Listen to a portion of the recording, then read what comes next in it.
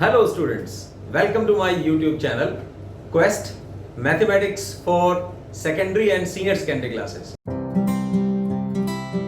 This is Dr. RPS तूर और इस lecture में हम लोग डिस्कस करेंगे 12th क्लास के फंक्शंस की टाइप क्या होती हैं। लास्ट लेक्चर में हम लोगों ने डिस्कस किया था रिलेशंस की टाइप्स क्या होती हैं और मैंने वो कंक्लूड करवाया था। आपको ये नोटिफिकेशंस मेरे जो चैनल है, मेरा जो सिलेबस है, हम लोग आपको रेगुलरली पहुंचता रहे, तो उसके लिए आप इसको लाइक कीजिए, शेयर कीजिए और सब्सक्राइब कीजिए और बेल आइकन को डेफिनेटली आप प्रेस कीजिए, क्योंकि मेरे जो लेक्चर्स हैं, मेरे जो टॉपिक्स हैं, वो आपको रेगुलरली उनका नोटिफिकेशन जाता रहे और आपका कोई लेक्चर मिस ना हो जाए उसमें। तो let's start with 10+2 topic functions and types of functions.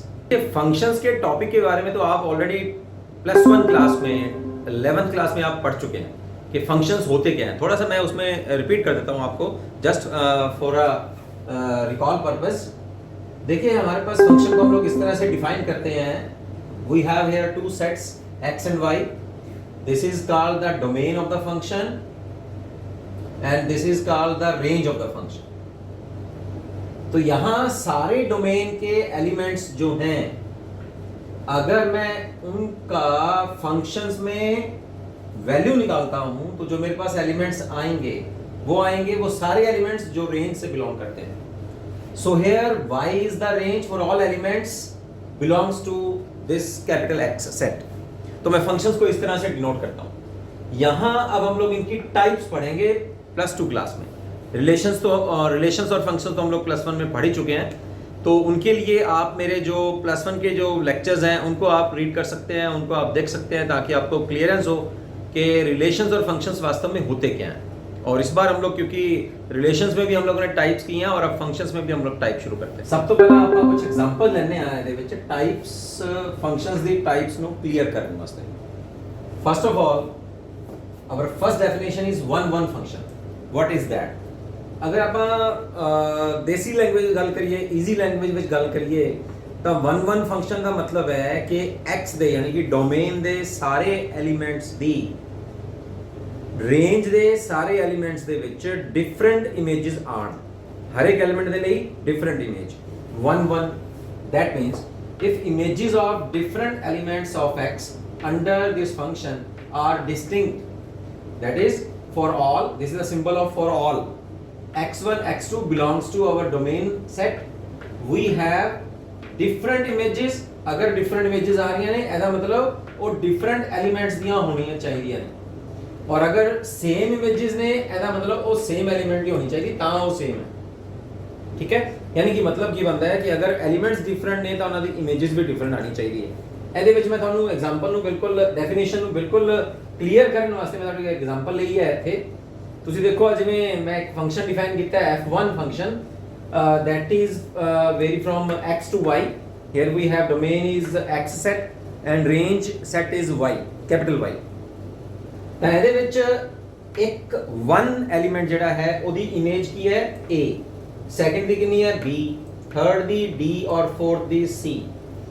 ਹਰ ਇੱਕ ਐਲੀਮੈਂਟ ਜਿਹੜਾ x ਦਾ ਹੈ, ਹਰ ਇੱਕ ਉਹਦੀ ਇੱਕ ਡਿਫਰੈਂਟ ਇਮੇਜ ਆ ਰਹੀ ਹੈ in the set of y या y set। ਇਹਦਾ ਮਤਲਬ ਆ ਜਿਹੜਾ ਫੰਕਸ਼ਨ ਹੈ this is one function, different image ਹੋਣੀ ਚਾਹੀਦੀ ਹੈ। ਠੀਕ ਹੈ, ਇੱਥੇ ਗੱਲ ਕਰਦੇ ਹਾਂ, ਅਗਰ ਉਹ ਫੰਕਸ਼ਨ one ਫੰਕਸ਼ਨ ਨਹੀਂ ਹੈ ਤਾਂ ਫਿਰ ਕੀ ਹੋਏਗਾ? ਅਗਰ one ਨਹੀਂ ਹੈ ਤਾਂ ਹੋ ਸਕਦਾ ਹੈ ਕਿ ਉਹ many one ਹੋਵੇ, ਠੀਕ ਹੈ, ਜਾਂ one ਹੋਵੇ ਹੀ ਨਾ ਔਰ ਕੋਈ ਵੀ ਫੰਕਸ਼ਨ ਨਾ ਬਣਦਾ ਹੋਵੇ, ਜਾਂ many one ਬਣਨ ਦੇ ਚਾਂਸਸ ਜ਼ਿਆਦਾ ਰਹਿੰਦੇ ਨੇ। ਦੇਖੋ ਕਿਵੇਂ, अगर many one, जिवें नाम तो पता लग रहा है many one, ज्यादा एलिमेंट्स दी या एक तो ज्यादा एलिमेंट्स दी सेम इमेज होवे, यानी कि जिवें इत्थे की है, मैं दूसरा फंक्शन डिफाइन कर रहा f2 from x to y।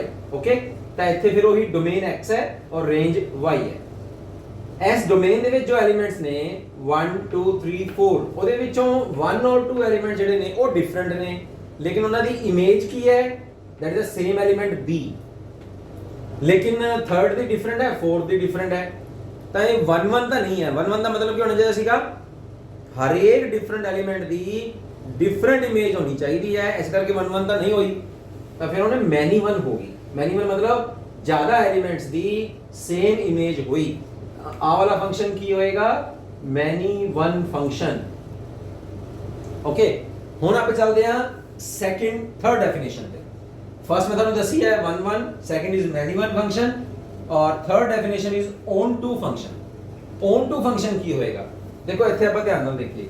On to function ਦਾ ਮਤਲਬ ਹੈ ਜਿਹੜੇ ਰੇਂਜ ਦੇ ਐਲੀਮੈਂਟਸ ਨੇ, ਉਹ ਜਿੰਨੇ ਵੀ ਐਲੀਮੈਂਟਸ ਉਸ ਸੈੱਟ ਦੇ ਵਿੱਚ ਨੇ ਉਹਨਾਂ ਦੀ ਕੋਈ ਨਾ ਕੋਈ ਪ੍ਰੀ ਇਮੇਜ ਹੋਣੀ ਚਾਹੀਦੀ ਹੈ। ਯਾਨੀ ਕਿ ਦੂਸਰੇ ਸ਼ਬਦਾਂ ਦੇ ਵਿੱਚ ਉਹ ਜਿਹੜੇ ਐਲੀਮੈਂਟ ਦੀ ਇਮੇजेस ਹਨ ਉਹ ਐਲੀਮੈਂਟਸ ਸਾਰੇ ਸਾਰੇ ਹੋਣੇ ਚਾਹੀਦੇ ਨੇ। ਠੀਕ ਹੈ, ਹੁਣ ਆਪਾਂ ਇਹਨੂੰ ਉਲਟਾ ਸਮਝਦੇ ਹਾਂ। ਜਿਵੇਂ A ਜਿਹਦੀ ਇਮੇਜ ਹੈ ਉਹ ਐਲੀਮੈਂਟ ਕੀ ਹੈ? 1। B ਜਿਹਦੀ ਇਮੇਜ ਹੈ ਉਹ ਐਲੀਮੈਂਟ ਕੀ ਹੈ? 2।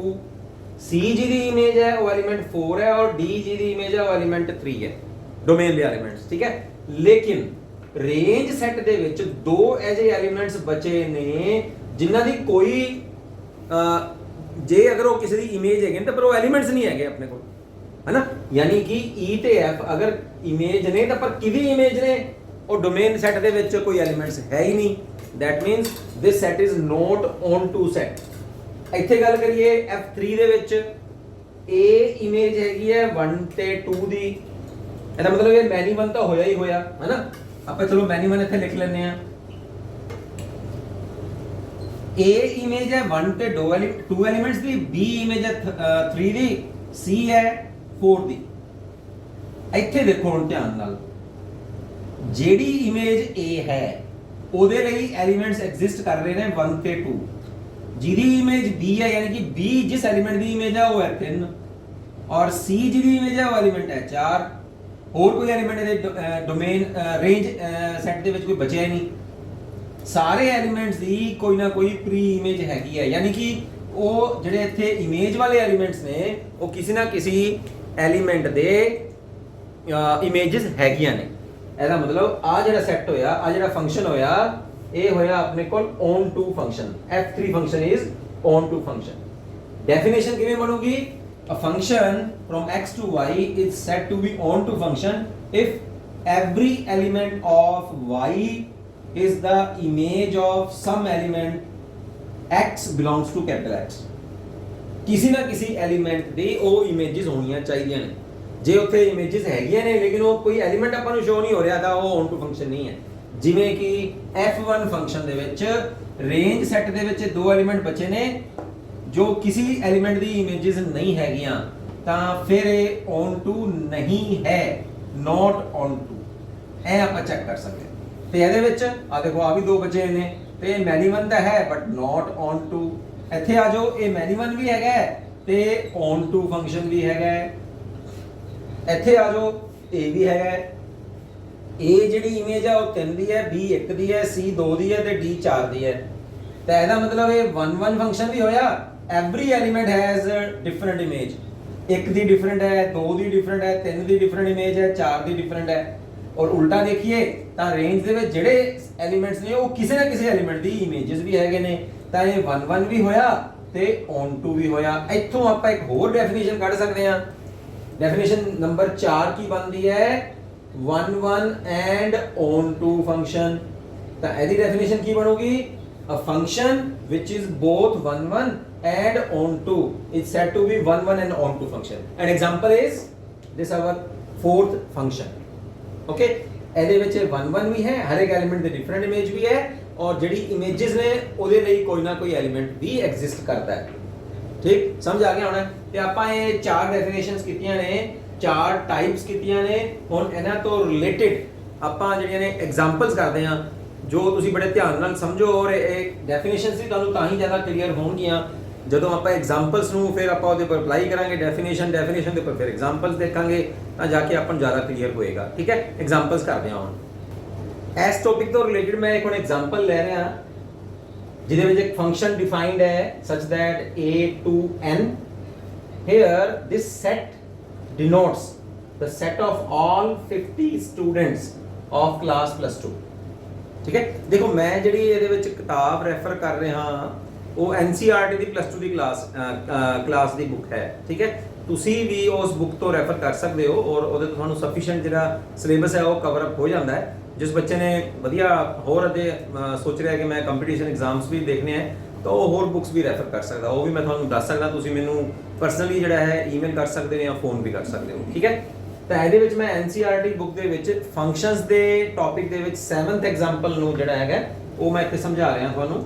ਤਾਂ ਇਹ ਸੈੱਟ ਜਿਹੜਾ ਹੈਗਾ ਉਹ ਇੱਕ ਕਲਾਸ ਪਲੱਸ 2 ਦੀ ਕਲਾਸ ਦੇ ਵਿੱਚ 50 ਬੱਚਿਆਂ ਦਾ ਸੈੱਟ ਉਹ ਸ਼ੋ ਕਰਦਾ ਹੈ। ਤੇ ਜਿਹੜਾ n ਸੈੱਟ ਹੈ that is a set of natural number, ਔਰ ਜਿਹੜੇ ਵਿੱਚ ਆਪਾਂ ਫੰਕਸ਼ਨ ਦੀ ਵੈਲਿਊ ਭਰ ਕੇ ਜਿਹੜਾ ਸੈੱਟ ਆਉਂਦਾ ਹੈ ਯਾਨੀ ਕਿ ਡੋਮੇਨ ਦਾ ਜਿਹੜਾ ਸੈੱਟ ਆਏਗਾ ਉਹ ਆਏਗਾ, ਇਹ ਡਿਨੋਟ ਕੀ ਕਰਦਾ ਹੈ, roll number of the students, ਔਰ x ਇਜ਼ ਦਾ ਸਟੂਡੈਂਟ ਨੇਮ ਜਾਂ ਸਟੂਡੈਂਟ ਨੰਬਰ, ਠੀਕ ਹੈ। ਤਾਂ ਇਹਦਾ ਮਤਲਬ x ਕਿੱਥੋਂ ਬਿਲੋਂਗ ਕਰਦਾ ਹੈ, x ਬਿਲੋਂਗ ਕਰਦਾ ਹੈ a ਨਾਲ, ਔਰ ਜਿਹੜੇ ਉਹਦੇ ਰੋਲ ਨੰਬਰ ਹੋਣਗੇ ਸਾਰਿਆਂ ਦੇ ਉਹ ਬਿਲੋਂਗ ਕਰਦੇ ਨੇ ਕੈਪੀਟਲ n ਦੇ ਨਾਲ। n is a set of natural numbers. ਤਾਂ ਉਹ ਕਹਿੰਦਾ ਹੈ ਕਿ ਤੁਸੀਂ ਇਹਨੂੰ ਪ੍ਰੂਫ ਕਰਕੇ ਦਿਖਾਓ ਕਿ fx ਸੈਟ ਜਿਹੜਾ ਹੈਗਾ ਉਹ 1 1 ਤਾਂ ਹੈਗਾ ਬਟ ਔਨ ਟੂ ਨਹੀਂ ਹੈ। ਦੇਖੋ ਮੈਂ ਤੁਹਾਡੇ ਸਾਹਮਣੇ ਤੁਹਾਡੀ ਡੈਫੀਨੇਸ਼ਨਸ ਮੈਂ ਲਿਖੀਆਂ ਹੋਈਆਂ ਨੇ ਤਾਂ ਕਿ ਤੁਸੀਂ ਜੋ ਆਪਾਂ ਕੁਐਸਚਨਸ ਕਰਾਂਗੇ ਤਾਂ ਡੈਫੀਨੇਸ਼ਨਸ ਦੇ ਨਾਲ ਤੁਸੀਂ ਮੈਚ ਕਰ ਸਕਦੇ ਹੋ, ਓਕੇ, ਤੇ ਜ਼ਿਆਦਾ ਸਮਝ ਆਏਗਾ। ਹੁਣ ਮੈਨੂੰ ਸਭ ਤੋਂ ਪਹਿਲਾਂ ਤੁਹਾਨੂੰ ਨਾ ਆ ਦੇਖੋ ਇੱਕ ਗ੍ਰਾਫਿਕਲੀ ਆਪਾਂ ਇਹਨੂੰ ਸਮਝਦੇ ਹਾਂ, ਫਿਰ ਜ਼ਿਆਦਾ ਸਮਝ ਆਏਗਾ ਤੁਹਾਨੂੰ, ਠੀਕ ਹੈ। ਆ ਮੈਂ ਸੈੱਟ ਲੈ ਲੈਣਾ A ਸੈੱਟ। A ਸੈੱਟ ਦਾ ਮਤਲਬ ਹੈ 50 students the class 4 10 and so on. ਤਾਂ ਇੱਥੇ ਮੇਰੇ ਕੋਲ 50 ਸਟੂਡੈਂਟਸ ਹੋ ਗਏ ਔਰ ਉਹਨਾਂ ਦੇ ਰੋਲ ਨੰਬਰ ਹੋ ਗਏ, ਬਟ ਇਹ ਰੋਲ ਨੰਬਰ ਜਿਹੜਾ ਉਹ ਸੈੱਟ ਆਫ ਨੈਚੁਰਲ ਨੰਬਰ ਹੈ। ਤਾਂ ਨੈਚੁਰਲ ਨੰਬਰ ਵਿੱਚ ਤਾਂ ਕਾਫੀ ਐਲੀਮੈਂਟ ਆ ਜਾਂਦੇ ਨੇ, ਕਾਫੀ ਮਤਲਬ infinite elements 6 and so on 50 51 52 and so on infinite set है ना। चलो ਹੁਣ ਸਭ ਤੋਂ ਪਹਿਲਾਂ ਆਪਾਂ ਚੈੱਕ ਕਰਦੇ ਹਾਂ ਕਿ ਇਹ ਸੈੱਟ 1 1 ਹੈਗਾ। 1 1 ਦਾ ਮਤਲਬ ਕੀ ਹੁੰਦਾ ਹੈ ਕਿ ਹਰ ਇੱਕ ਡਿਫਰੈਂਟ ਐਲੀਮੈਂਟ ਦੀ ਇੱਕ ਡਿਫਰੈਂਟ ਇਮੇਜ ਹੋਣੀ ਚਾਹੀਦੀ ਹੈ। ਤੇ ਇੱਥੇ ਐਲੀਮੈਂਟ ਕਿੰਨੇ ਨੇ 50। ਤਾਂ ਜੇ ਮੈਂ ਇਹਨਾਂ ਦੀ ਆਪਾਂ ਹੁਣ ਇਹਨਾਂ ਨੂੰ ਦੇਖੋ, ਆ ਹੋ ਗਿਆ ਸਟੂਡੈਂਟ ਨੰਬਰ 1। ਤਾਂ ਮੰਨ ਲਓ ਕਿ ਪਹਿਲੇ ਸਟੂਡੈਂਟ ਨੂੰ ਆਪਾਂ ਪਹਿਲਾ ਰੋਲ ਨੰਬਰ ਦੇਤਾ, दूसरे ਨੂੰ ਆਪਾਂ ਦੂਜਾ ਦੇਤਾ, ਤੀਸਰੇ ਨੂੰ ਤੀਸਰਾ ਦੇਤਾ, 10ਵੇਂ ਨੂੰ 10ਵਾਂ ਰੋਲ ਨੰਬਰ ਦੇਤਾ, 11ਵੇਂ ਨੂੰ 11ਵਾਂ ਔਰ 50th ਸਟੂਡੈਂਟ ਨੂੰ 50 ਰੋਲ ਨੰਬਰ ਦੇਤਾ। ਹੁਣ ਇਹਦੇ ਪਾਸੇ ਸਾਰੇ ਐਲੀਮੈਂਟਸ ਕਵਰ ਅਪ ਹੋ ਗਏ ਨਾ, ਹੈ ਨਾ, ਔਰ ਉਹਨਾਂ ਨੂੰ ਡਿਫਰੈਂਟ ਇਮੇजेस ਵੀ ਮਿਲ ਗਈਆਂ, ਰਾਈਟ। ਤਾਂ ਆਪਾਂ ਇੱਥੇ ਕੀ ਲਿਖ ਸਕਦੇ ਹਾਂ, different elements if x1 is not equal to x2, ਮਤਲਬ ਆ ਵਾਲੇ ਸਟੂਡੈਂਟਸ ਇਹ ਆਪਸ ਵਿੱਚ ਇਕੁਅਲ ਨਹੀਂ ਹੈ, ਡਿਫਰੈਂਟ ਨੇ ਤਾਂ ਉਹਨਾਂ ਦੀ ਇਮੇजेस ਵੀ ਡਿਫਰੈਂਟ ਹੈ, employees fx1 not equal to fx2। ਤਾਂ ਕਿਸੇ ਵੀ ਦੋ ਸੇਮ ਸਟੂਡੈਂਟਸ ਨੂੰ ਸੇਮ ਰੋਲ ਨੰਬਰ ਨਹੀਂ ਮਿਲਿਆ। ਮਤਲਬ ਇਹ ਨਹੀਂ ਹੈ ਕਿ ਤੀਸਰੇ ਸਟੂਡੈਂਟ ਨੂੰ ਵੀ 3 ਰੋਲ ਨੰਬਰ ਮਿਲ ਗਿਆ ਔਰ ਚੌਥੇ ਸਟੂਡੈਂਟ ਨੂੰ ਵੀ 3 ਰੋਲ ਨੰਬਰ ਮਿਲ ਗਿਆ, ਹੈ ਨਾ। ਹਰ ਇੱਕ ਨੂੰ ਡਿਫਰੈਂਟ ਰੋਲ ਨੰਬਰ ਮਿਲਿਆ। ਤਾਂ 50 ਸਟੂਡੈਂਟਸ ਦੀ ਕਲਾਸ ਨੂੰ 50 ਰੋਲ ਨੰਬਰ ਤੱਕ ਮਿਲ ਗਏ, ਠੀਕ ਹੈ। ਹੁਣ ਆ ਜਾਓ ਉਲਟਾ, ਹੁਣ ਆਪਾਂ ਔਨ ਟੂ ਚੈੱਕ ਕਰਦੇ ਹਾਂ। ਇਹਦਾ ਹੋ ਗਿਆ 1 1 ਤਾਂ ਹੋ ਗਿਆ, ਇਹਦਾ ਪ੍ਰੂਫ ਹੋ ਗਿਆ। ਬਸ ਤੁਸੀਂ ਐਂ ਹੀ ਕਰਨਾ ਹੈ, ਸਿੱਧਾ ਹੀ ਆਨਸਰ ਹੈ, ਇੰਨਾ ਹੀ ਲਿਖਣਾ ਹੈ ਬਸ ਐਗਜ਼ਾਮ 'ਚ, ਕੁਝ ਹੋਰ ਡਿਫਰੈਂਟ ਨਹੀਂ ਲਿਖਣਾ ਹੈਗਾ। ਤੁਸੀਂ ਬਸ ਇਹ ਆਹ ਗ੍ਰਾਫ ਬਣਾ ਦਿਓ ਬਸ। ਬੁੱਕ ਦੇ ਵਿੱਚ ਇਹ ਸਭ ਜੋ ਮੈਂ ਤੁਹਾਨੂੰ ਐਕਸਪਲੇਨ ਕਰ ਰਿਹਾ ਉਹ ਨਹੀਂ ਹੈ, ਤਾਂ ਮੈਂ ਤੁਹਾਨੂੰ ਉਹੀ ਦੁਬਾਰਾ ਇੱਕ ਤਰ੍ਹਾਂ ਨਾਲ ਵਾਰਨ ਵੀ ਕਰਨਾ ਚਾਹਾਂਗਾ। ਤੁਸੀਂ ਪਲੀਜ਼ ਜਿਹੜੇ ਨੋਟਸ ਨੇ ਇੱਥੋਂ ਹੀ ਨੋਟ ਕਰੋ ਆਪਣਾ, ਅਦਰਵਾਈਜ਼ ਕਿਤਾਬ ਤੁਹਾਨੂੰ ਡਾਇਰੈਕਟ ਸਮਝ ਨਹੀਂ ਆਉਣ ਲੱਗਿਆ ਕਿਉਂਕਿ ਉੱਥੇ ਗ੍ਰਾਫਿਕਲੀ ਸਮਝਾਇਆ ਹੀ ਨਹੀਂ ਹੋਇਆ। ਤਾਂ ਮੈਂ ਤੁਹਾਨੂੰ ਗ੍ਰਾਫਿਕਲੀ ਸਮਝਾ ਰਿਹਾ। ਗ੍ਰਾਫਿਕਲੀ ਜੇ ਸਮਝੋਗੇ ਤਾਂ ਤੁਹਾਨੂੰ ਹਰ ਕੁਐਸਚਨ ਜਿਹੜੇ ਨੇ ਐਕਸਰਸਾਈਜ਼ ਦੇ ਵਿੱਚ ਉਹਦੇ ਵਿੱਚ ਵੀ ਤੁਸੀਂ ਗ੍ਰਾਫਿਕਲ ਪਹਿਲੇ ਗ੍ਰਾਫ ਬਣਾਉਣ ਦੀ ਕੋਸ਼ਿਸ਼ ਕਰੋ, ਯਾਨੀ ਕਿ ਡਾਇਗਰਾਮ ਬਣਾਉਣ ਦੀ ਕੋਸ਼ਿਸ਼ ਕਰੋ, ਤਾਂ ਤੁਹਾਨੂੰ ਫਟਾਫਟ ਜੇ ਮੈਥਮੈਟੀਕਲ ਜਿਹੜਾ ਪਾਰਟ ਹੈ ਉਹ ਤਾਂ ਹੀ ਲਿਖਿਆ ਜਾਊਗਾ। ਉਹ ਤਾਂ ਤੁਸੀਂ ਡੈਫੀਨੇਸ਼ਨ ਦੇਖ ਕੇ ਵੀ ਲਿਖ ਸਕਦੇ ਹੋ। ਆਹ ਦੇਖੋ ਡੈਫੀਨੇਸ਼ਨ ਉਤਾਰੀ ਹੈ ਮੈਂ ਇੱਥੇ, ਹੋਰ ਕੀ ਕੀਤਾ ਹੈ। ਤਾਂ this set is 1 1, okay, different elements have different images. ਤਾਂ this function is 1 1 ਫੰਕਸ਼ਨ। ਚਲੋ ਉਹਨੂੰ ਔਨ ਟੂ ਚੈੱਕ ਕਰਦੇ ਹਾਂ, ਉਹ ਵੀ ਆਪਾਂ ਡਾਇਗਰਾਮ ਤੋਂ ਹੀ ਚੈੱਕ ਕਰਦੇ ਹਾਂ। ਔਨ ਟੂ ਦਾ ਮਤਲਬ ਕੀ ਹੁੰਦਾ ਹੈ ਕਿ ਜਿਹੜਾ ਰੇਂਜ ਸੈੱਟ ਹੈ ਉਹਦੇ ਹਰ ਇੱਕ ਐਲੀਮੈਂਟ ਲਈ, ਉਹ ਜਿਹੜਾ ਮਤਲਬ ਉਹ ਰੇਂਜ ਦਾ ਸੈੱਟ ਹੈ ਨਾ, ਤਾਂ ਉਹਦੇ ਹਰ ਇੱਕ ਐਲੀਮੈਂਟ ਦੇ ਲਈ ਕੋਈ ਨਾ ਕੋਈ ਐਲੀਮੈਂਟ ਐਗਜ਼ਿਸਟ ਕਰਨਾ ਚਾਹੀਦਾ ਹੈ ਡੋਮੇਨ ਵਾਲੇ ਸੈੱਟ ਦੇ ਵਿੱਚ। ਹੁਣ ਦੇਖੋ 50 ਤੱਕ ਤਾਂ ਇੱਥੇ ਐਗਜ਼ਿਸਟ ਕਰ ਹੀ ਰਹੇ ਸੀਗੇ ਕਿਉਂਕਿ ਇਹ ਨੈਚੁਰਲ ਨੰਬਰ ਦਾ ਸੈੱਟ ਹੈ। ਤਾਂ ਇਹਦੇ ਵਿੱਚ ਜਿਹੜੇ ਬਾਕੀ ਐਲੀਮੈਂਟ ਹੋਣਗੇ 51 52 60 61 100 101 200 1000, ਹੈ ਨਾ, ਕਿਉਂਕਿ ਇਹਦਾ ਗਿਣਤੀ ਚੱਲ ਰਹੀ ਹੈ, ਇਹਦਾ ਰੋਲ ਨੰਬਰ ਚੱਲ ਰਹੇ ਨੇ। ਉਹਦੇ ਵਾਸਤੇ ਇਸ ਕਲਾਸ ਦੇ ਵਿੱਚ ਜਿਹੜੇ ਵੀ ਐਲੀਮੈਂਟਸ ਨੇ, ਜਿਹੜੇ ਵੀ ਸਟੂਡੈਂਟਸ ਨੇ, ਉਹ ਐਗਜ਼ਿਸਟ ਨਹੀਂ ਕਰ ਰਹੇ। ਯਾਨੀ ਕਿ ਹੁਣ 51 ਰੋਲ ਨੰਬਰ ਮੈਂ ਕਿਹਨੂੰ ਦੇਵਾਂ, ਸਟੂਡੈਂਟ ਹੀ ਐਗਜ਼ਿਸਟ ਨਹੀਂ ਕਰ ਰਿਹਾ, 52 ਕਿਹਨੂੰ ਦੇਵਾਂ, 100 ਕਿਹਨੂੰ ਦੇਵਾਂ। ਤਾਂ ਔਨ ਟੂ ਫੰਕਸ਼ਨ ਕੀ ਕਹਿੰਦਾ ਹੈ ਕਿ ਜਿਹੜਾ ਰੇਂਜ ਸੈੱਟ ਹੈ ਉਹਦੇ ਹਰ ਇੱਕ ਐਲੀਮੈਂਟ ਦੇ ਲਈ ਡੋਮੇਨ ਸੈੱਟ ਦੇ ਵਿੱਚ ਐਲੀਮੈਂਟ ਐਗਜ਼ਿਸਟ ਕਰਨਾ ਚਾਹੀਦਾ ਹੈ। ਸਾਫ਼ ਹੀ ਪਤਾ ਲੱਗ ਰਿਹਾ ਡਾਇਗਰਾਮ ਤੋਂ, ਤਾਂ ਬਸ ਫਿਰ ਹੁਣ ਸੋਚਣ ਦੀ ਲੋੜ ਹੈ। ਗ੍ਰਾਫ ਤੋਂ ਪਤਾ ਲੱਗ ਗਿਆ, ਡਾਇਗਰਾਮ ਪਤਾ ਲੱਗ ਗਿਆ, ਬਸ ਲਿਖ ਦਿਓ ਇੱਥੇ। ਔਨ ਟੂ ਕੀ ਸੀਗਾ, ਔਨ ਟੂ ਸੀ, ਇੱਥੇ ਤੁਸੀਂ ਲਿਖੋਗੇ there does not exist, there does not मतलब exist नहीं करता, does not exist, x belongs to a set, आ वाला क्लास वाला set, such that fx is equal to n, है ना। ਆਪਾਂ ਇੱਕ ਅੱਗੇ ਤੁਸੀਂ ਲਿਖ ਸਕਦੇ ਹੋ ਕਿ 51 ਐਲੀਮੈਂਟ ਦੇ ਲਈ ਜਾਂ 52 ਐਲੀਮੈਂਟ ਦੇ ਲਈ ਜਾਂ 53 ਐਲੀਮੈਂਟ ਦੇ ਲਈ ਕੋਈ ਪ੍ਰੀ ਇਮੇਜ ਜਿਹੜੀ ਹੈਗੀ ਹੈ ਉਹ ਐਗਜ਼ਿਸਟ ਨਹੀਂ ਕਰਦੀ। ਤਾਂ ਇਸ ਕਰਕੇ ਆ ਜਿਹੜਾ ਫੰਕਸ਼ਨ ਮੈਂ ਡਿਫਾਈਨ ਕੀਤਾ ਹੈ ਇਹ 1 ਤਾਂ ਹੈਗਾ ਬਟ ਔਨ ਟੂ ਨਹੀਂ ਹੈਗਾ। ਚਲੋ ਇੱਕ ਹੋਰ ਐਗਜ਼ਾਮਪਲ ਆਪਾਂ ਡਿਸਕਸ ਕਰਦੇ ਹਾਂ ਜਿਹਦੇ ਵਿੱਚ ਅਗੇਨ ਉਹ ਕਹਿ ਰਿਹਾ ਹੈ ਕਿ ਇਹਨੂੰ ਪ੍ਰੂਫ ਕਰਕੇ ਦਿਖਾਓ ਕਿ ਤੁਸੀਂ ਇਹ 1 ਤਾਂ ਹੈਗਾ ਬਟ ਔਨ ਟੂ ਨਹੀਂ ਹੈਗਾ। ਔਰ ਫੰਕਸ਼ਨ ਡਿਫਾਈਨ ਕਿਵੇਂ ਹੈ, natural number to natural number, okay, is a domain set, range set and the function is defined as fx। ਆ ਵਾਲੇ ਜਿਹੜੇ ਐਲੀਮੈਂਟਸ ਨੇ ਇਹ ਡੋਮੇਨ ਤੋਂ ਬਿਲੋਂਗ ਕਰ ਰਹੇ ਨੇ ਐਂਡ 2x ਵਾਲੇ ਜਿਹੜੇ ਐਲੀਮੈਂਟ ਹੋਣਗੇ ਉਹ ਰੇਂਜ ਸੈੱਟ ਤੋਂ ਬਿਲੋਂਗ ਕਰਦੇ ਨੇ। ਹੁਣ ਦੋਨੋਂ ਸੈੱਟ ਸੇਮ ਨੇ ਨਾ, n ਰੇਂਜ ਸੈੱਟ ਵੀ ਤੇ ਡੋਮੇਨ ਸੈੱਟ ਵੀ। ਇਹਨੂੰ ਆਪਾਂ ਹੁਣ ਪਹਿਲੇ ਡਾਇਗਰਾਮ ਬਣਾ ਕੇ ਦੇਖੋ ਸਮਝਦੇ ਹਾਂ ਆਪਾਂ, ਠੀਕ ਹੈ। ਇੱਥੇ ਆਪਾਂ ਦੋ ਸੈੱਟ ਬਣਾ ਲੈਂਦੇ ਆ ਔਰ ਦੋਨੋਂ ਹੀ ਕੀ ਨੇ, natural number, set of natural number, ਠੀਕ ਹੈ। ਤਾਂ ਇਹਦੇ ਵਿੱਚ ਐਲੀਮੈਂਟਸ ਕੀ ਹੁੰਦੇ ਨੇ 1 2 3 4 5 6 ਐਂਡ ਸੋ ਔਨ, ਠੀਕ ਹੈ।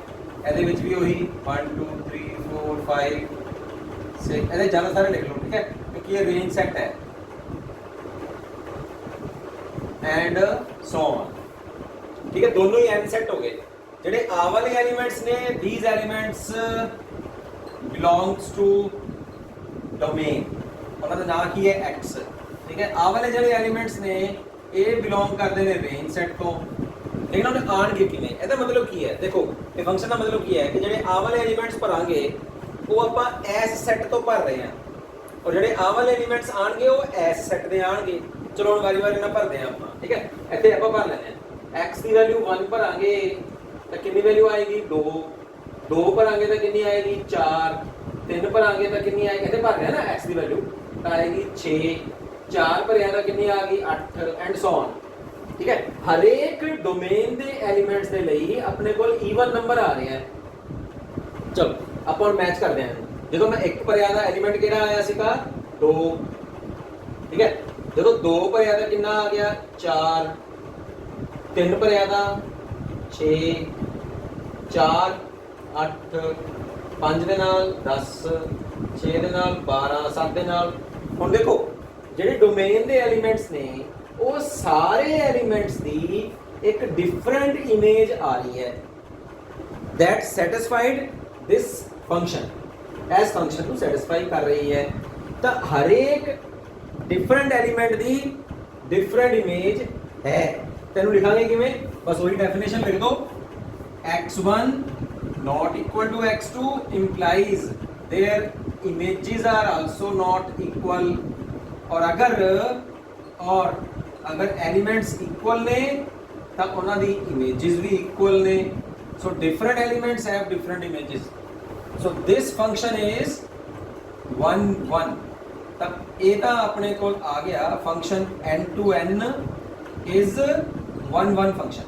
एक तो प्रूव हो गया 1 1 है। क्यों की मतलब है कि डिफरेंट एलिमेंट्स दी डोमेन दे विच रेंजेस जिहड़ियां ने ओ इमेजेस जिहड़ियां ने ओ डिफरेंट ने। Different element have different images. तो डेफिनेशन को सैटिस्फाई कर रहे हैं, फंक्शन को भी सैटिस्फाई कर रहे हैं। This means this function is 1 1। Now let's check with on to। on to ਦੇ ਲਈ ਆ ਜਿਹੜੇ ਸਾਰੇ ਐਲੀਮੈਂਟਸ ਇਹਦੇ ਵਿੱਚ ਹੈਗੇ ਨੇ ਹੈ ਨਾ। ਦੇਖੋ मैं ਲੈ ਲਿਆ ਸੀ 6 ਦੇ ਲਈ ਇਮੇਜ ਕਿੰਨੀ ਆਈ ਹੈ 12, 7 ਦੇ ਲਈ 14। ਲੇਕਿਨ ਜਿਹੜੇ ਓਡ ਐਲੀਮੈਂਟਸ ਬਚ ਰਹੇ ਨੇ 1 3 5 7 9 11 13 15 ਹੈ ਨਾ, ਉਹਨਾਂ ਦੇ ਲਈ ਕੋਈ ਐਲੀਮੈਂਟਸ ਨਹੀਂ ਹੈਗੇ ਆਪਣੇ ਕੋਲ। ਉਹਨਾਂ ਦੇ ਲਈ ਕੋਈ ਐਲੀਮੈਂਟਸ ਨਹੀਂ ਹੈਗੇ। ਯਾਨੀ ਕਿ ਆਪਾਂ ਕੀ ਲਿਖਾਂਗੇ there does not exist does not exist x belongs to n such that अगर मैं उन्होंने इमेज लवां ਤਾਂ ਮੇਰੇ ਕੋਲ 2x ਆ ਜਾਵੇ। ਫੋਰ ਐਗਜ਼ਾਮਪਲ ਤੁਸੀਂ ਦੱਸ ਸਕਦੇ ਹੋ ਉਹਨੂੰ ਕਿ ਭਾਈ ਮੇਰੇ ਕੋਲ ਐਜਾ ਇੱਕ ਐਲੀਮੈਂਟ ਆ ਜਿਹੜਾ 1 ਐਲੀਮੈਂਟ ਫਸਟ ਐਲੀਮੈਂਟ ਹੈ ਇਹਦੀ ਕੋਈ ਮੇਰੇ ਕੋਲ ਇਹਦੇ ਵਿੱਚ ਐਲੀਮੈਂਟ ਹੀ ਨਹੀਂ ਹੈਗੇ ਜਿਹਦੀ ਇਹ ਇਮੇਜ ਬਣ ਸਕੇ। ਇਸ ਤਰ੍ਹਾਂ ਹੀ 3 ਹੈ ਉਹਦੀ ਵੀ ਕੋਈ ਐਜਾ ਐਲੀਮੈਂਟ ਜਿਹਦੀ ਇਮੇਜ ਬਣ ਸਕੇ। 13ਵੇਂ ਦੀ ਵੀ ਨਹੀਂ ਹੈਗੀ, 15ਵੇਂ ਦੀ ਵੀ ਨਹੀਂ ਹੈਗੀ। so this means this function is not onto। ਤਾਂ ਆਪਾਂ ਨੂੰ ਸਮਝ ਆ ਰਿਹਾ ਹੋਣਾ ਕਿ 1 ਤੇ onto ਫੰਕਸ਼ਨਸ ਕਿਹੜੇ ਹੁੰਦੇ ਨੇ। ਆਪਾਂ ਇੱਕ ਹੋਰ ਐਗਜ਼ਾਮਪਲ ਇੱਥੇ ਲੈ ਰਹੇ ਹਾਂ ਜਿਹਦੇ ਵਿੱਚ ਫੰਕਸ਼ਨ ਉਸੇ ਤਰ੍ਹਾਂ ਹੀ ਡਿਫਾਈਨਡ ਹੈ ਜਿਵੇਂ ਆਪਾਂ ਨੈਚੁਰਲ ਨੰਬਰ ਦਾ ਲਿਆ ਸੀ ਨਾ ਇੱਥੇ ਹੈਨਾ। ਤਾਂ ਫੰਕਸ਼ਨ ਡਿਫਾਈਨ ਕਰ ਰਿਹਾ fx = 2x ਲੇਕਿਨ it is from set of real numbers to set of real numbers। ਇਹਦਾ ਮਤਲਬ ਜਿਹੜਾ ਡੋਮੇਨ ਸੈਟ ਹੈ ਉਹ ਵੀ set of real numbers ਹੈ और ਜਿਹੜਾ range set ਹੈ ਉਹ ਵੀ set of real number ਹੈ and this function is satisfied this equation or this relation। okay, fx = 2x। और ਆਪਾਂ ਇਹ ਸ਼ੋ ਕਰਨਾ ਚਾਹੁੰਦੇ ਹਾਂ ਕਿ ਉਹਨੇ ਜਿਹੜਾ ਫੰਕਸ਼ਨ ਦਿੱਤਾ ਹੋਇਆ ਹੈ ਉਹ 1 ਵੀ ਹੈ ਤੇ onto ਵੀ ਹੈ। ਚਲੋ ਪਹਿਲੇ ਆਪਾਂ ਇਹਨੂੰ ਡਾਇਗਰਾਮ ਦੇ ਥਰੂ ਜਿਹੜਾ ਹੈਗਾ ਇਹਨੂੰ ਸਮਝਦੇ ਹਾਂ। ਮੈਂ ਡਾਇਗਰਾਮ ਬਣਾ ਰਿਹਾ ਜਿਹਦੇ ਵਿੱਚ ਮੈਨੂੰ ਜਿਹੜਾ ਪਹਿਲਾ ਸੈੱਟ ਹੈ ਉਹ ਡੋਮੇਨ ਸੈੱਟ ਡਿਨੋਟ ਕਰਦਾ ਹੈ ਤੇ ਜਿਹੜਾ ਦੂਜਾ ਸੈੱਟ ਹੈ ਉਹ ਰੇਂਜ ਸੈੱਟ ਡਿਨੋਟ ਕਰ ਰਿਹਾ ਹੈ। ਹੁਣ ਦੇਖੋ ਸੈੱਟ ਆਫ ਰੀਅਲਸ ਦੇ ਵਿੱਚ ਤਾਂ ਸਾਰੇ ਨੰਬਰ ਹੀ ਹੁੰਦੇ ਨੇ ਹੈਨਾ, ਰੈਸ਼ਨਲ ਨੰਬਰਸ, ਇਰਰੈਸ਼ਨਲ ਨੰਬਰਸ, ठीक है, natural numbers, integers, negative positive ਦੋਨੋਂ ਹੀ ਤਾਂ ਸਾਰੇ ਹੀ ਇਹਦੇ ਵਿੱਚ ਹੁੰਦੇ ਨੇ, ਹੋਲ ਨੰਬਰਸ। ਓਕੇ, ਤਾਂ ਆਪਾਂ ਹੁਣ ਜਿਹਨੂੰ ਲਿਖਣ ਲੱਗਾਂਗੇ ਤਾਂ ਦੇਖੋ ਕਿਵੇਂ ਕਰ ਸਕਦੇ ਆ। ਥੋੜਾ ਇਹਨੂੰ ਵੱਡਾ ਬਣਾ ਲੈਂਦੇ ਆ, ਸਮਝੋ ਧਿਆਨ ਨਾਲ। ਆ ਸੈਟ ਆਫ ਰੀਅਲ ਹੈ ਜਿਹੜਾ ਆਪਾਂ ਨੀਚੇ ਲਿਖਤਾ ਔਰ function is defined from r to r। ਇੱਥੇ ਮੈਂ ਹੋਲ ਨੰਬਰਸ ਵੀ ਲੈ ਰਿਹਾ 1 2 3 4 5 6 on ਠੀਕ ਹੈ, ਹਾਫ 1/3 1/4 ਓਕੇ ਥੱਲੇ ਲੈ ਲੈਣਾ and so on. Negative numbers ਵੀ ਤੁਸੀਂ ਲੈ ਲਓ ਚਾਹੇ -1 -2 ਇਹ ਵੀ ਰੀਅਲ ਨੰਬਰਸ ਵਿੱਚ ਆ ਜਾਂਦੇ ਨੇ। ਇਮੇजेस ਲੈ ਲਓ 1 2 3 4 5 6 7 8 9 10 11 12 13 ਠੀਕ ਹੈ ਐਂਡ ਸੋ ਔਨ। ਚਲੋ ਸਭ ਤੋਂ ਪਹਿਲਾਂ ਆਪਾਂ ਚੈੱਕ ਕਰਦੇ ਹਾਂ ਕਿ ਇਹ 1 ਹੈ ਕਿ ਨਹੀਂ ਹੈ ਔਰ ਇਸ ਫੰਕਸ਼ਨ ਨੂੰ ਡਿਫਾਈਨ ਕਰਨਾ ਚਾਹੀਦਾ। ਤਾਂ ਇਹਦੇ ਵਿੱਚ ਜਿਹੜੇ ਆ ਐਲੀਮੈਂਟ ਨੇ ਉਹ ਇਸ ਸੈੱਟ ਤੋਂ ਭਰਾਂਗੇ ਔਰ 2x ਜਿਹੜੇ ਐਲੀਮੈਂਟ ਨੇ ਉਹ ਇਸ ਸੈੱਟ ਤੇ ਆਣਗੇ। ਠੀਕ ਹੈ, ਇਮੇजेस ਸੈੱਟ। ਤਾਂ ਇੱਕ ਦੇ ਲਈ ਜਦੋਂ ਮੈਂ x ਇੱਕ ਭਰਦਾ ਇੱਥੇ ਤਾਂ ਮੇਰੇ ਕੋਲ ਆ ਜਾਏਗਾ 2 ਜਿਵੇਂ ਆਪਾਂ ਪਿਛਲੀ ਵਾਰ ਕੀਤਾ ਸੀਗਾ। 2 ਦੇ ਲਈ ਮੇਰੇ ਕੋਲ ਆ ਜਾਏਗਾ 4, 3 ਦੇ ਲਈ ਆਏਗਾ 6, 4 ਦੇ ਲਈ ਆਏਗਾ 8, 5 ਦੇ ਲਈ ਆਏਗਾ 10 ਐਂਡ ਸੋ ਔਨ। ਹਾਫ ਦੇ ਲਈ ਦੇਖੋ ਇੱਥੇ ਹਾਫ ਭਰੋ ਤਾਂ ਕੀ ਆ ਜਾਏਗਾ, ਇੱਥੇ ਆ ਗਿਆ 1 ਠੀਕ ਹੈ। 1/3 ਭਰਾਂਗੇ ਤਾਂ 2/3 ਆ ਜਾਏਗਾ। ਇੱਥੇ ਕਿਤੇ ਨਾ ਕਿਤੇ 2/3 ਤਾਂ ਹੋਊਗਾ ਹੀ ਹੋਊਗਾ ਕਿਉਂਕਿ ਇਹ ਸੈੱਟ ਆਫ ਰੀਅਲ ਨੰਬਰ ਹੈ। ਤਾਂ 1/3 ਦੀ ਇਮੇਜ ਆ ਗਈ 2/3, 1/4 ਦੀ ਆ ਗਈ ਭਰੋ ਇਹਦੇ ਵਿੱਚ ਹੈਨਾ। 1/4 ਭਰ ਰਹੇ ਆ ਔਰ 2 ਨਾਲ ਮਲਟੀਪਲਾਈ ਕਰ ਰਹੇ ਆ ਤਾਂ ਕਿੰਨਾ ਆ ਗਿਆ 1/2 ਹਾਫ ਆ ਗਿਆ। ਠੀਕ ਹੈ, ਤਾਂ ਇੱਥੇ ਕਿਤੇ ਨਾ ਕਿਤੇ ਹਾਫ ਵੀ ਹੋਊਗਾ ਕਿਉਂਕਿ ਆ ਵੀ ਤਾਂ ਸੈੱਟ ਰੀਅਲ ਦਾ ਹੀ ਹੈ। ਤਾਂ 1/4 ਦੀ ਇਮੇਜ ਹਾਫ ਆ ਗਈ। ਕਹਿਣ ਦਾ ਮਤਲਬ ਕੀ ਹੈ ਕਿ ਐਸ ਡੋਮੇਨ ਸੈੱਟ ਜਿਹੜਾ ਹੈਗਾ ਉਹਦੇ ਜਿਹੜੇ ਸਾਰੇ ਐਲੀਮੈਂਟਸ ਨੇ ਉਹਦੀਆਂ ਆਪਣੇ ਕੋਲ ਡਿਫਰੈਂਟ ਇਮੇजेस ਆਈ ਜਾ ਰਹੀਆਂ ਨੇ। That means this is 1 set 1 function. ਤੁਸੀਂ ਆਈ ਡੈਫੀਨੇਸ਼ਨ ਲਿਖ ਦੋ ਆ ਵਾਲੀ fx1 not equal to fx2 implies x1 is not equal to x2 ਜਾਂ ਸੇਮ ਨੇ ਤਾਂ ਸੇਮ ਐਲੀਮੈਂਟ ਯਾਨੀ ਕਿ different elements have different images. ਤਾਂ ਇਹ 1 ਤਾਂ ਹੋਇਆ। ਹੁਣ ਆਪਾਂ on to ਚੈੱਕ ਕਰਦੇ ਹਾਂ on to ਠੀਕ ਹੈ। ਇੱਕ ਦੇ ਲਈ ਕੀ ਇਮੇਜ ਆਈ ਸੀ 2 ਦੇ ਲਈ ਕਿੰਨੀ 4, 3 ਦੇ ਲਈ 6, 4 ਦੇ ਲਈ 8, 5 ਦੇ ਲਈ 10, 10 ਦੇ ਲਈ 20 ਤਾਂ ਸਾਰੇ ਕਵਰ ਅਪ ਇਧਰ ਤਾਂ ਹੋ ਰਹੇ ਨੇ। ਉਹਦੇ ਵਿੱਚ ਜਿਹੜੇ ਐਲੀਮੈਂਟਸ ਬਚ ਰਹੇ ਨੇ ਉਹਨਾਂ ਦੀ ਇਮੇਜ ਕੀ ਆਊਗੀ ਉਹ ਆਪਾਂ ਦੇਖਣਾ ਹੁਣ ਵੀ ਹਰੇਕ ਐਲੀਮੈਂਟ ਦੇ ਲਈ ਕੋਈ ਨਾ ਕੋਈ ਪ੍ਰੀ ਇਮੇਜ ਬਚਦੀ ਹੈ। ਡੋਮੇਨ ਦੇ ਵਿੱਚ ਐਲੀਮੈਂਟਸ ਜਿਹੜੇ ਹੈਗੇ ਨੇ ਉਹ ਸਾਰੇ ਕਵਰ ਅਪ ਹੋਣੇ ਚਾਹੀਦੇ ਨੇ ਜਿਨ੍ਹਾਂ ਦੀ ਇਹ ਇਮੇजेस ਹੈ ਜਾਂ ਜਿਹੜੇ ਇਮੇਜ ਦੇ ਵਿੱਚ ਜਿਹੜੇ ਐਲੀਮੈਂਟਸ ਨੇ ਉਹਨਾਂ ਦੇ ਲਈ ਇੱਥੇ ਐਲੀਮੈਂਟ ਐਗਜ਼ਿਸਟ ਕਰਨਾ ਚਾਹੀਦਾ ਹੈ। ਤਾਂ ਦੋਨੋਂ ਹੀ ਸੈਟ ਰੀਅਲ ਨੰਬਰਸ ਨੇ। ਹੁਣ ਜਿਵੇਂ ਮੈਂ ਇੱਥੇ ਦੇਖਿਆ ਵੀ ਆਪਣਾ ਆਪਾਂ 2 ਨੂੰ ਚੈੱਕ ਕਰਦੇ ਹਾਂ ਵੀ ਯਾਰ ਇੱਥੇ ਜਦੋਂ ਆਪਾਂ 1 ਭਰਿਆ ਸੀ ਤਾਂ 2 ਆਇਆ, 2 ਭਰਿਆ ਤਾਂ 4 ਆਇਆ ਤੇ ਇੱਥੇ ਮੇਰੇ ਕੋਲ ਜਿਹੜਾ ਹੈ 1 ਬਚ ਗਿਆ। इधर 3 बच गया, इधर 5 भी बच गया सी, 7 भी बच, इन्हों चेक करते हैं भी एक किदे ਲਈ ਆਉਂਦਾ है। ठीक है, ਇੱਥੇ ਫਿਰ ਆਪਾਂ ਕੀ ਕਰਾਂਗੇ, x ਜਿਹੜਾ ਹੈਗਾ ਉਹ ਵੈਲਿਊ ਮੈਂ ਭਰਦਾ 1/2 ਤਾਂ y ਦੇ ਐਲੀਮੈਂਟਸ ਕੀ ਆ ਜਾਣਗੇ है ना, ਆ ਜਾਏਗਾ 1। ਇਹਦਾ ਮਤਲਬ ਕੀ ਬਣਿਆ ਕਿ ਆ ਜਿਹੜੇ ਐਲੀਮੈਂਟਸ y ਬਰਾਬਰ ਹੈ 2x ਤਾਂ x ਕੀ ਹੈ y/2। ਕੀ ਮਤਲਬ ਬਣਦਾ ਹੈ, there exist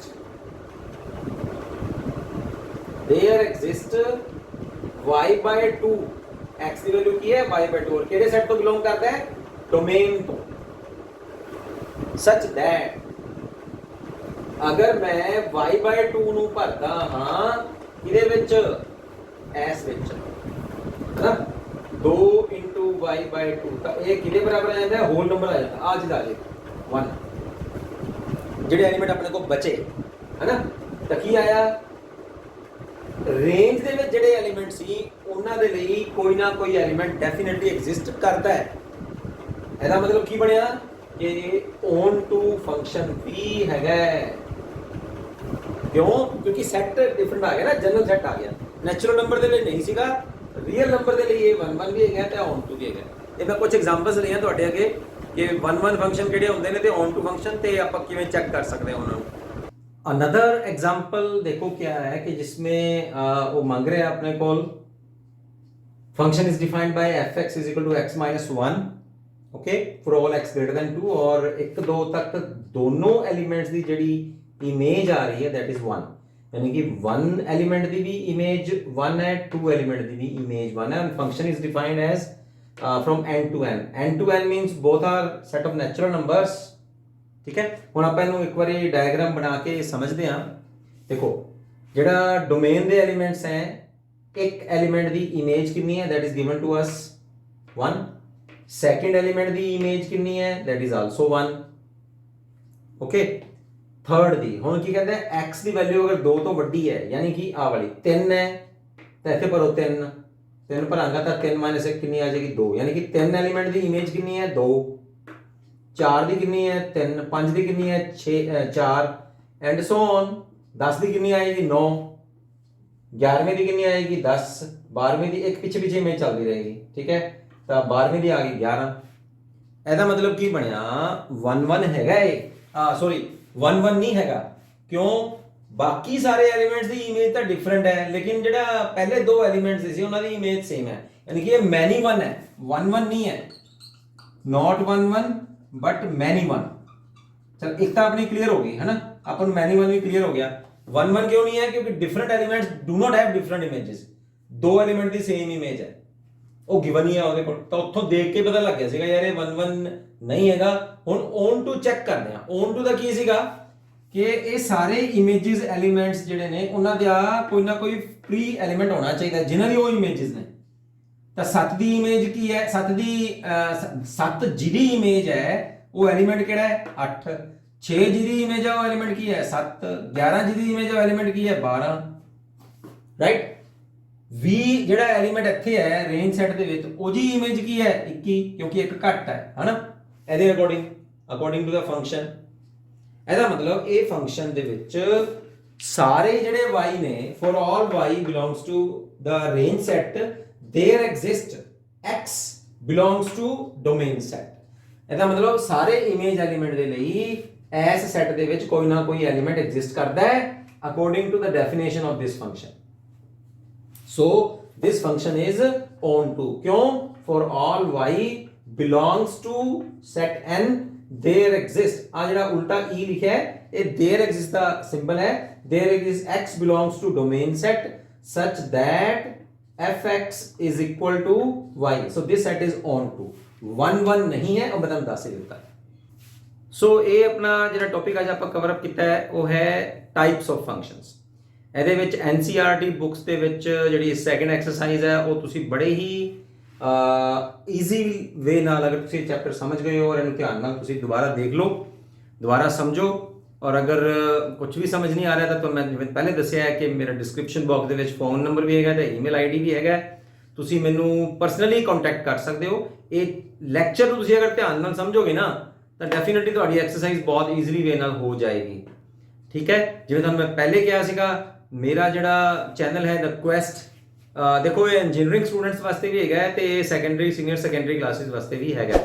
ਤਾਂ ਤੁਸੀਂ ਇਹਨੂੰ ਲਾਈਕ ਵੀ ਕਰੋ, ਸ਼ੇਅਰ ਕਰੋ, ਸਬਸਕ੍ਰਾਈਬ ਕਰੋ ਤੇ ਜਿਹੜਾ ਨੋਟੀਫਿਕੇਸ਼ਨ ਬੈਲ ਦਾ ਸਾਈਨ ਹੁੰਦਾ ਉਹਨੂੰ ਵੀ ਤੁਸੀਂ ਪ੍ਰੈਸ ਕਰੋ, ਤਾਂ ਕਿ ਤੁਹਾਨੂੰ ਟਾਈਮ ਟੂ ਟਾਈਮ ਜਿਹੜਾ ਹੈਗਾ ਨੋਟੀਫਿਕੇਸ਼ਨਸ ਮੇਰੇ ਨਵੇਂ ਲੈਕਚਰਸ ਦੀ ਮਿਲਦੀਆਂ ਰਹਿਣ, ਔਰ ਤੁਹਾਡਾ ਕੋਈ ਵੀ ਜਿਹੜਾ ਸਿਲੇਬਸ ਦਾ ਪੁਆਇੰਟ ਹੈ, ਸਿਲੇਬਸ ਦਾ ਜਿਹੜਾ ਚੈਪਟਰ ਹੈ ਉਹ ਪਿੱਛੇ ਨਾ ਰਹਿ ਜਾਵੇ। ਠੀਕ ਹੈ, ਉਹ ਸਾਰਾ ਤੁਹਾਨੂੰ ਹੋ ਜਾਏ। ਆਪਣੇ ਦੋਸਤਾਂ ਨਾਲ ਇਹਨੂੰ ਸ਼ੇਅਰ ਵੀ ਕਰੋ। ਓਕੇ ਜੀ, ਨੈਕਸਟ ਟਾਈਮ ਆਪਾਂ ਕੰਪੋਜ਼ਿਟ ਫੰਕਸ਼ਨਸ ਕਰਦੇ ਹਾਂ।